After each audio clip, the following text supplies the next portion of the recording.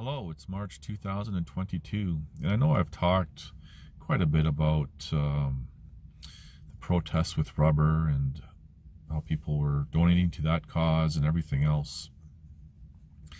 And there's a realization that there was something that did come out of it that's very interesting. And although the efforts were in vain for the intended purpose, it did accomplish one thing.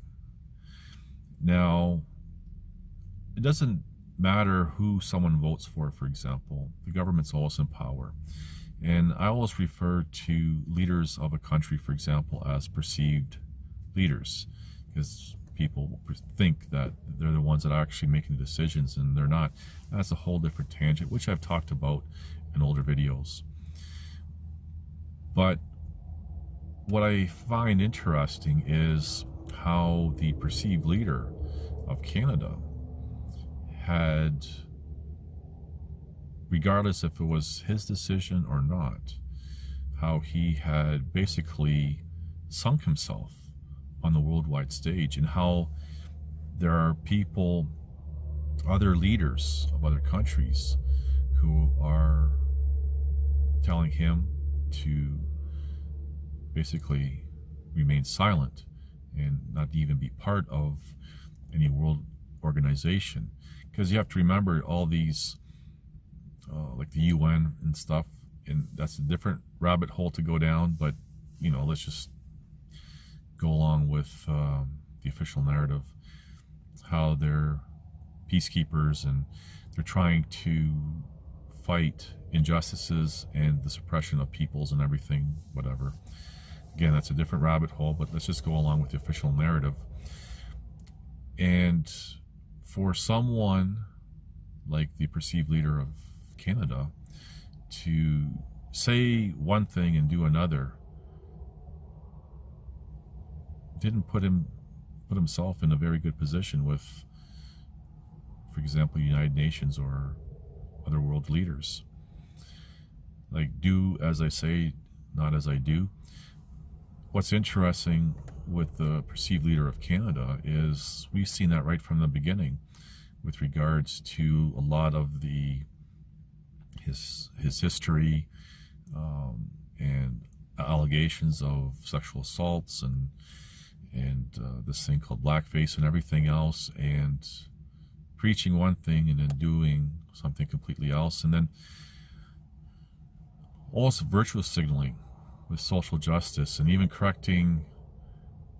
There's one time correcting a woman that was asking him a question, and him saying, well, we say people kind type of thing. Now, I don't tend to talk about politics and governments and perceived leaders all that much, but I really just wanted to focus on how the protests with rubber did accomplish that, because it was through those efforts that caused the administration, not the Administration Act, but the Emergencies Act being implemented, and the threats that were going to come with that. And then when everyone backed down with the protests of rubber, that was taken down.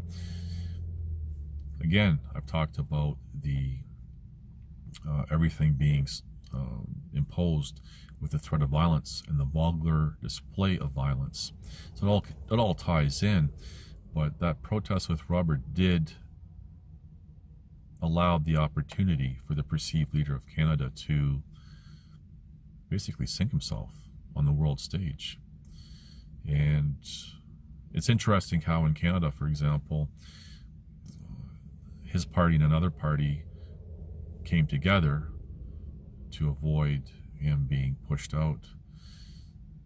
But again, I say, no matter who you vote for, the government's always in power. And I've said that the people who are chosen, not by the people, to be in the perceived position of a leader, are chosen based on their character for whatever is the agenda is going to be or is or will be type of thing. So yeah, I just wanted to say, yeah, there was something that was positive that came out of that. So anyway, that's all I want to say about that. Thank you for watching. Please like, subscribe, comment, and share.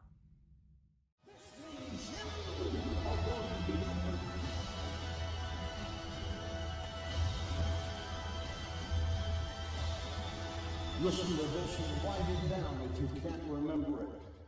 You're never going to outgrow warfare. You simply must learn to fight. I hear people saying to me, oh, when is it going to get easier? When you die.